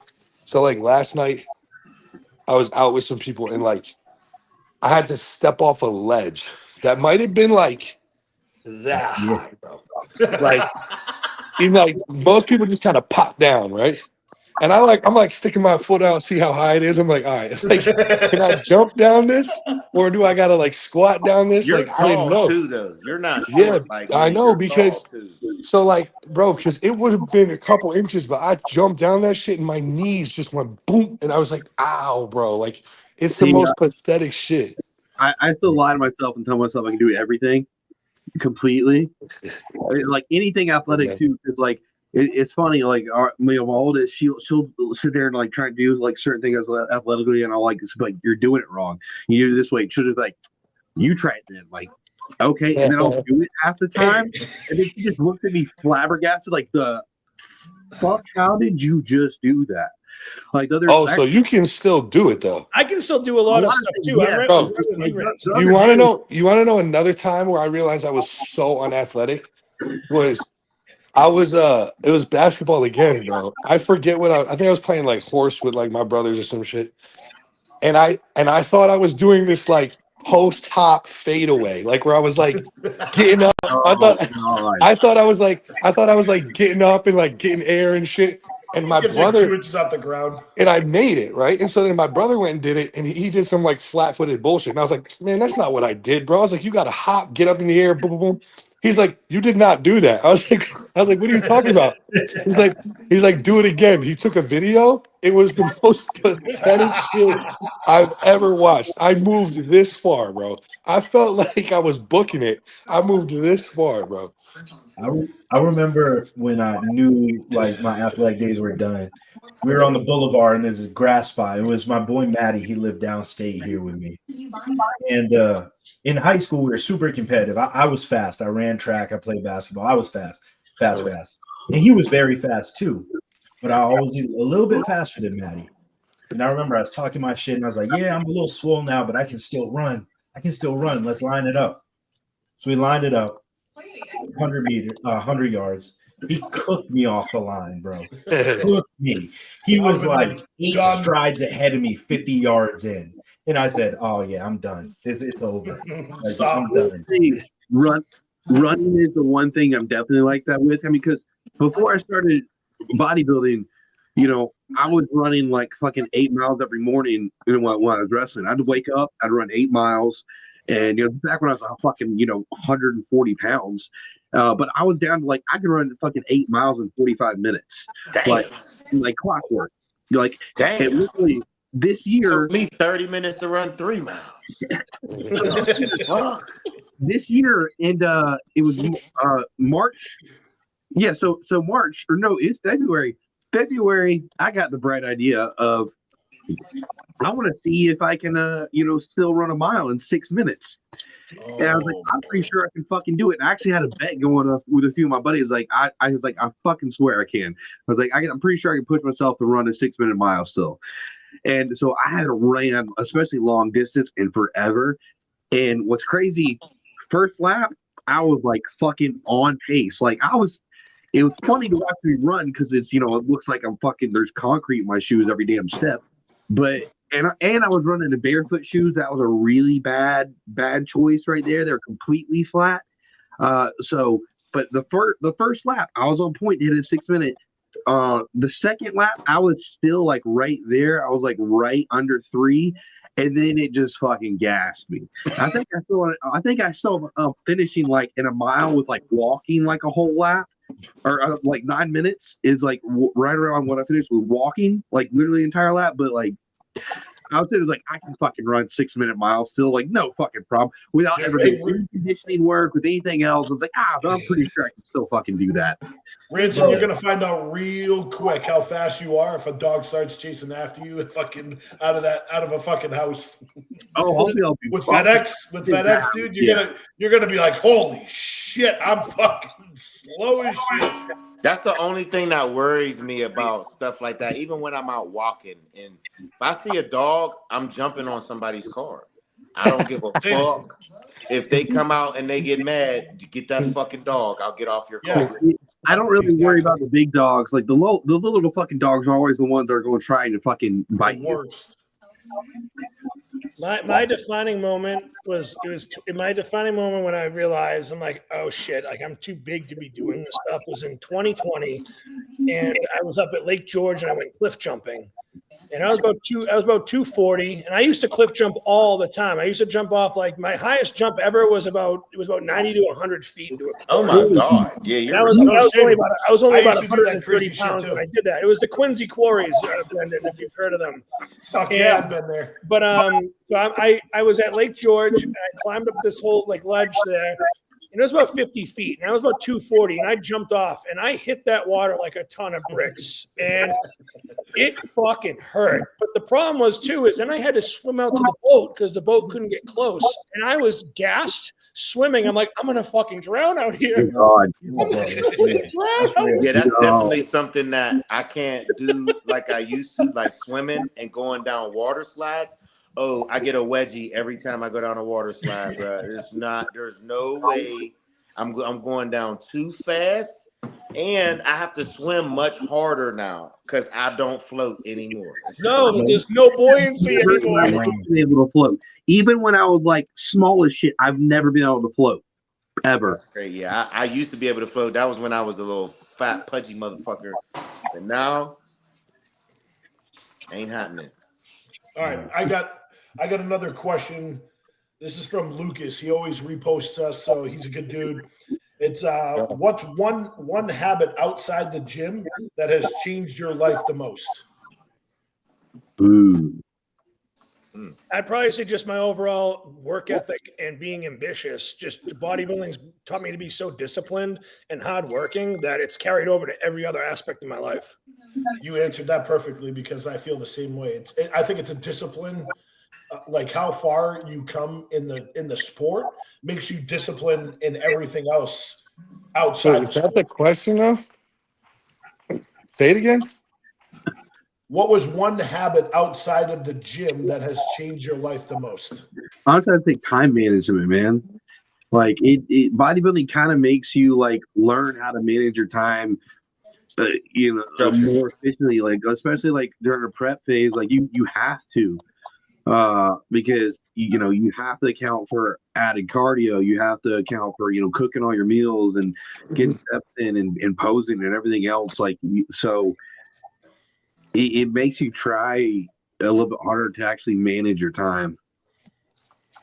That's a very good one too. Mons, I don't know if Mons. I don't know what this answer is coming out right now, but. It's telling the people that like I care about my life, like I love you and shit. I like that, and I say that because growing up, like it just wasn't a term used a lot. but I feel like in later adulthood, we realize like time is like, if there's not much time, especially with people that we care about, this shit's limited. And like just keeping that in my head at times, and like if I say bye to one of my homies, like love you, bro, or parents or whatever, it just keeps me a little more in the moment than I ever have been about what the fuck's going on in life. Yeah, I fuck with that. I feel like that's more of what he's asking. Yeah. I don't think it's like a bodybuilding related question. Well, I mean, if that's the case, then I think just maybe it's just not a habit, I guess I would say. Maybe it's just the word habit that's throwing me off. But I think spending quality time with my family and friends when I'm not competing, just because, you do take a lot of time for yourself, it does make me appreciate everyone else in my life a lot more. Yeah, because bodybuilding can over-consume a lot of things. So I even learned with my coach, it's best to have other hobbies. So for me, 4 or 5 years ago, I started coaching an all-women's kickball team. And I really enjoy doing that and coaching and trying to motivate other people. It helps keep my mind off of bodybuilding and add some extra excitement into my life. And, my wife plays, and that was also part of the reason why I started that, to have something to do with her, because she's always running around supporting me and my kids. And now we have an opportunity to, support her and the other ladies that play. And then they get an opportunity to show people that they're not just moms and aunts. You know what I'm saying? Because a lot of women that we know are athletes. And, when they become moms and stuff, they kind of just like, they sacrifice themselves for everybody else. Yeah. You know what I'm saying? And I know my kids have seen my wife do a lot of things, and they like, damn, like, and I'm like, yeah, your mom was an athlete. What the fuck you think you get your skills from? You know what I'm saying? Like, just because she a mom now and you only see her as a mom don't mean that she's not an athlete and she, can't do some of the things that you do. We're just a lot older now. So it gives, some sense of camaraderie for them and myself, being the coach and trying to galvanize ladies. I don't know if y'all have ever coached ladies, but that is a fucking task, because women they're hilarious, but whoa, attitude city. You got to learn how to control attitudes. You got to learn how to deal with attitudes and snappy shit, but it still be all love at the end of the day. It don't never be personal. Believe it or not, like I prefer working with female athletes just because there's no talk back with them. They do exactly what you tell them to do. They're disciplined. They work their fucking ass off, and they'll do like I just said, like I can repeat it 1,000 times. They will do anything no offense, but with some males, like, and not more so like a challenging part, but they always question every fucking thing. Like, bro, just let go of the ego and trust me. That's all you gotta fucking do. Yeah. Some guys are really good at it, and some guys are really awful at it. And I'm just like, look, we ain't gonna vibe. Like, yeah, and that's why I pride myself in not having an ego, and I know that's why me and my coach worked a lot, because I never took a lot of things that he did and would say to me personal. I always knew he wanted me to win, and it was always a challenge. I remember one time I was sitting on the machine and I'm texting my wife, and he's looking at me, and I see him looking at me, but I'm not paying him no attention. And then when he catches my attention, he said, I hope whoever you texting gonna help you with this fucking leg day. I put my fucking phone down. I'm like, say less. I ain't. And you know how some people would take that personal. Yeah. Some people will be mad at somebody for saying that to them and be like, man, fuck you. You know what I mean? But it's like, it had nothing to do. It wasn't personal. It's like, no, we're in the gym. We're here to train. And you're getting ready for a show. Stop fucking around on your phone. I think it's because we're all athletes. We've all been on teams before where we have a coach that's going to do the same thing. So we're used to that. Yeah. That hasn't left. That hasn't left at all. And I would say too, like I would agree with you, Dougie, because like I would say if you're training with people or just like a partner, there's no fucking way you're catching me on my phone. Even like having earbuds in my fucking ears. Forget it. Man, nothing pisses me off more when I see people finish a set, like, and then they're just sitting on the machine on their fucking phone for 5 minutes. It drives me up a fucking wall. Yeah. Like, get up and walk around and do something, like hydrate, get some water. They just sit there. It pisses me off to no end. It's all I grab some fucking water. God damn it. Yeah. Like, go walk around, get some extra steps in. Go pace around the gym or something, for fuck's sake. I got one more Get a question. soft spot. I got one more question, and this is from Jess from the Podium Perspective podcast. So, and hers is: would you rather have your search history shown to everybody, or your group chat messages shown to everybody? Hold on, what was the first one? Group chat. Your search history on your like phone, on like Google or whatever, or your group chat text shown. My search history is brother. Yeah, I don't search history. Some of my I'm cool. Actually, I'm cool with both. Like you don't want to see that stuff. Nah. Yeah, I was about to say the only thing you might see on my search is maybe some porn. Yeah. See, I haven't watched porn for 4 years. I'm with you, Chris. Yeah. I'm with you, Chris. Yeah. You go through my search tree, you're gonna see some weird shit. You're gonna comics and video games, and action figures, and stuff like that. Damn, Luke's echoing us right now. Wait, can you hear me or not? Yeah. Yeah, but Oh fuck! All right, let me jump off because it's about to end anyways. I'm in my car. I don't want to fuck everything up. Yeah. All right, I'm gonna see y'all boys. All right, brother. Peace, guys. I would say, yeah, like either fucking. I mean, like our group chat is fucking fire, but I mean, I'm not hiding. I'm not fucking about hiding anything anyway. So if you want to look at it. I got a couple group chats. And they're heinous. They're heinous group chats. I got some. My group chat with my boys from Washington. No, that's the world does not need to see what goes on in there. Yeah, group chats. Yeah, but I don't have no crazy group chats. I don't really like talking and texting all like that. Yeah. Oh shit. I got a good question. We should definitely add a segment where you know how we be sending funny videos in the chat. We gotta pick like a top 3 every week and show those videos. I love that idea. Let's start it next week for sure. Oh fuck yeah, that's awesome. I love that idea. We said some funny ass shit to each other. We do. Sure. And you know what I like too is I think that we bring a lot of realness to what we do, and you know I'm not afraid to laugh at certain things. Like it's really hard to offend me. Like the only way you could offend me is if you're trying to disrespect me and trying to offend me, you know. And I think that, you know, our culture has become so sensitive, and you know, certain people are afraid to laugh at certain things, but I'm not afraid to laugh at nothing.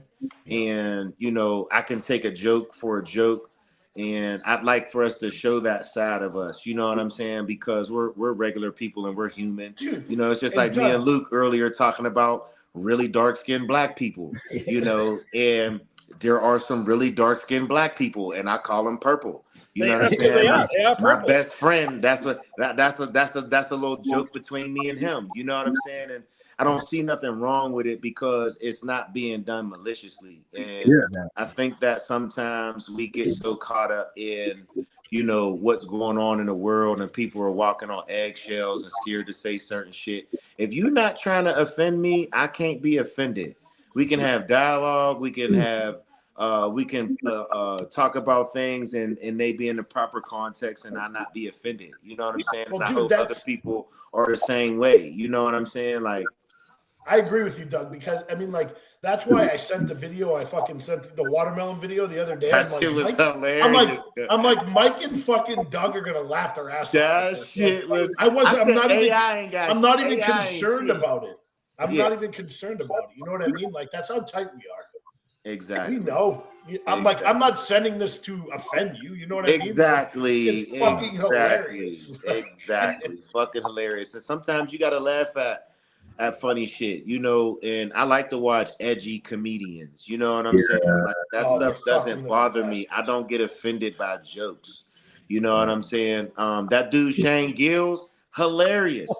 He's hilarious, bro. Like ruthless, bro. I be fucking dying watching his content. Like, yo, and you know, for me, I think that that's the beauty in being a comic and sometimes doing funny things is you can kind of get some truth out of it and you can laugh at it and it not be so goddamn serious all the time. Yeah, facts. Yeah, people are way too sensitive these days.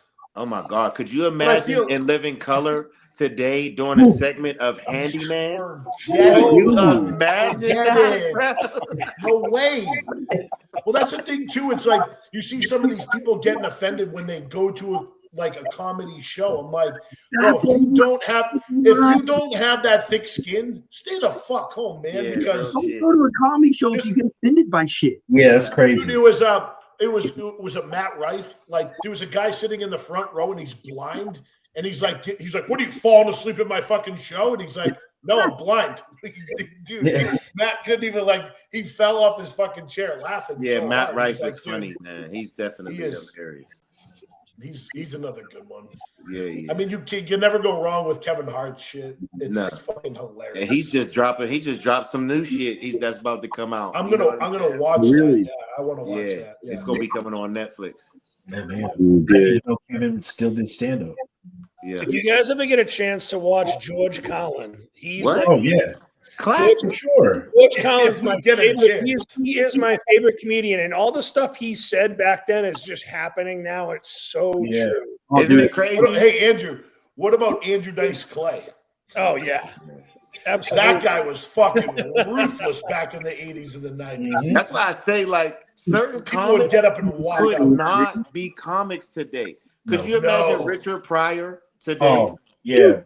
Eddie Murphy stand up today. I was gonna say Eddie Murphy's stand-ups in the 80s, bro. His shit. What was it like? The one where he's in the fucking all red. Oh yeah, Raw. Is that Delirious? Is that Raw? Delirious? Like some scenes in there that's just staring. Yeah. It's so fucking butthurt about, man. Yeah. It's so that stand-up was so funny. Imagine if Mr. T was a faggot. Hey boy, look mighty cute in them jeans. Oh my God, Doug, you nailed it, bro. We got to do the top He would three. get canceled. He would get canceled. Yeah, for sure. People would be trying to fucking get rid of him, and it's just it's comedy. You know what I'm saying? Like, what the fuck happened to where we became so sensitive as a country that people can't joke no more? You know what I'm saying? And that's why I say, and I like to say that, you can't offend me unless you're trying to offend me. Right. If you're not trying to offend me, I'm not offended. Your joke might not be good. That don't mean I'm going to be offended. You know what I'm saying? You tried. It wasn't too funny, but I get your point. You know what I'm saying? But I'm not ever going to be like, oh, don't say that joke. I'm offended. And it's I'm telling you, I'm never gonna let a stranger say anything to me that offends me because I don't care. Facts. They can say whatever they want. Who are you? Facts. Okay. Facts. Man, we almost on 2 hours. Yeah, 2 hours. That was a good one. I gotta go. He's got to toke up again. Yes, sir. Yeah, so do I. He's got to re-high up. It's bedtime for me. I got to get up early in the morning. So I'll see you guys next week. And we should definitely put a segment together for the videos and whatever else, anything else we could do to just add some more flavor to the pod. You know what I'm saying? I truly enjoy busting it up with y'all every weekend. I think the last 3 episodes have been fucking fire. Y'all crazy. Yeah, people are gonna wonder what our obsession is with buttholes. Well, after tonight, that's for damn sure. I can't wait to clip some of these and put them up on our social media. Right. No, that's good, man. But I'm out of here, fellas. I got to get to bed, man. You guys have a good night. Later. Have a good night, fellas. Later. Good night. You guys.